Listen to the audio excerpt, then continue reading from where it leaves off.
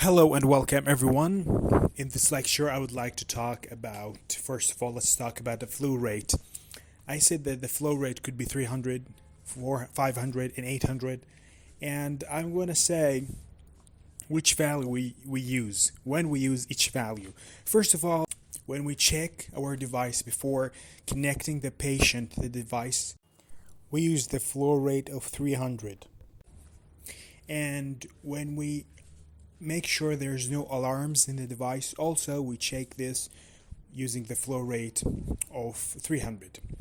But when we actually connect the actual patient who is adult and the patient who doesn't have any cardiovascular and pressure problems, we use the 500 speed.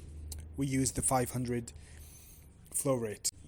When we start the program of clearing in our device, before each session we have to clear and purify the device. There is a program for this. I'm going to talk about this later.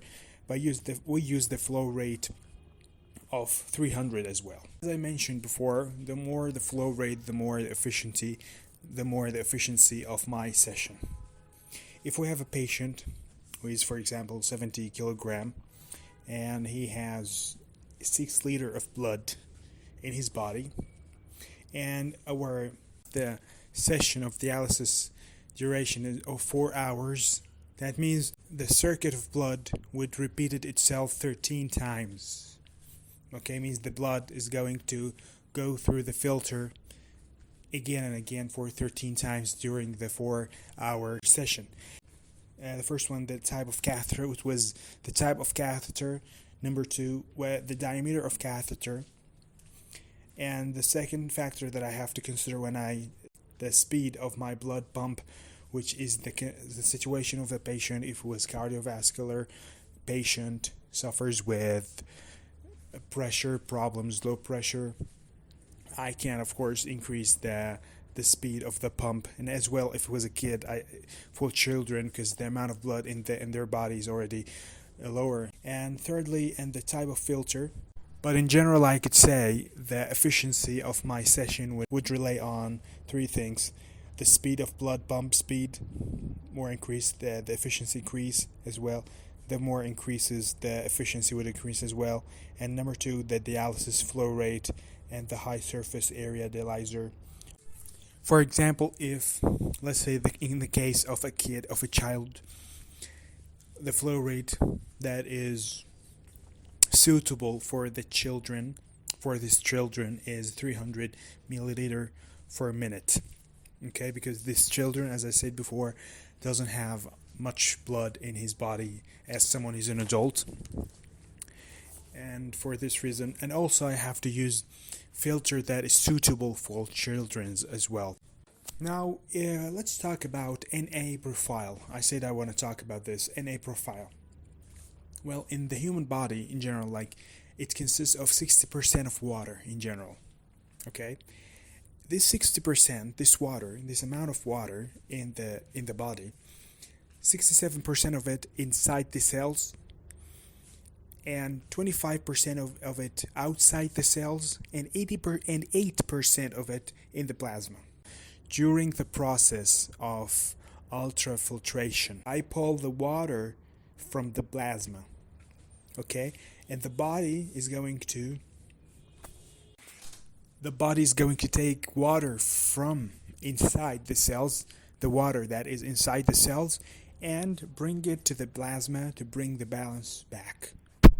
Because I can't pull the water that is in the cells directly. I don't have a mechanism to do that. So what I do instead, I pull the water that is in the plasma, and the body would take water from the cells, inside the cells, and bring it to the plasma to bring the balance back again.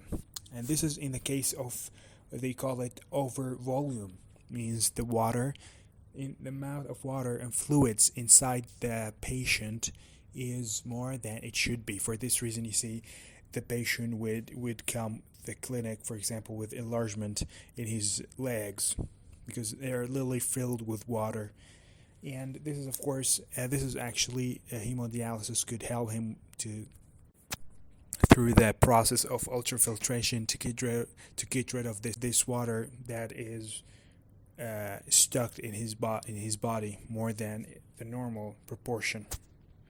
Now I would like to talk about something called the central delivery system in dialysis machines.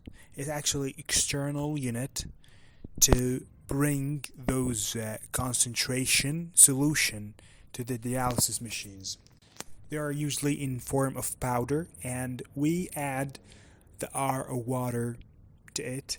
We add the RO water to this powder and finally we will have our solution, the same solution that was existed in bottle A and B.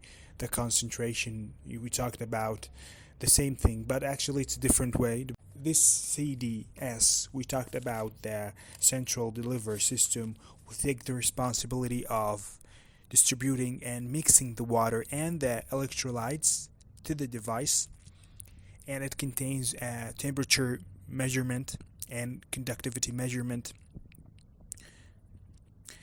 And it's this way, the central delivery system is actually a way instead of the typical way we talked about in the beginning. That is, we have in front of the device, we have two bottles, A and B. Bottles A red for the concentration solution, and bottle B for the blue for the bicarbonate solution. This way is also, we say it's the central delivery system is also this way is used.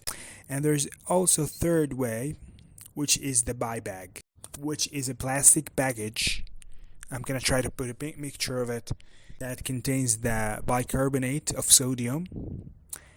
And this Bibag actually could be stuck to the device. It has a specific connector in the middle of the device. This actually, instead of using the bicarbonate solution in the bottle, the blue bottle. Okay, so we have different ways, but actually they all aim to the same purpose eventually, that we have bicarbonate and we have solution of concentration. If we have concentration solution for electrolytes, sodium, potassium, etc. Different ways, but they all the same. When I connect the Bibag to the device will it has a sensor, so the device knows if we connected a Bibag to the device, and the device is going to fill it with water. This water should be a temperature of 37 and free of bubbles. And in general, if I want to make sure that my Bibag works in the right way, there are specific things that I have to notice. That the pressure of the processed water should be between 1.2 to 1.4 bar. And I should make sure that I have the right calibration of conductivity and temperature in my device, for both for the Bibag and for the device. And I have to make sure that I have also a calibration for the dialysis rate, and make sure that the pump of the degassing pump in the device works as well.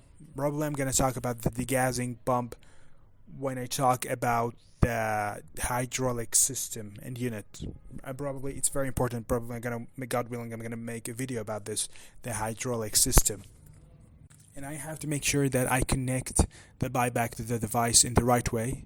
It has a sensor. The device tells you if the Bibag was not connected to the device in the right way. Gives you an alarm. And this sensor for the Bibag is actually very simple, just like a switch.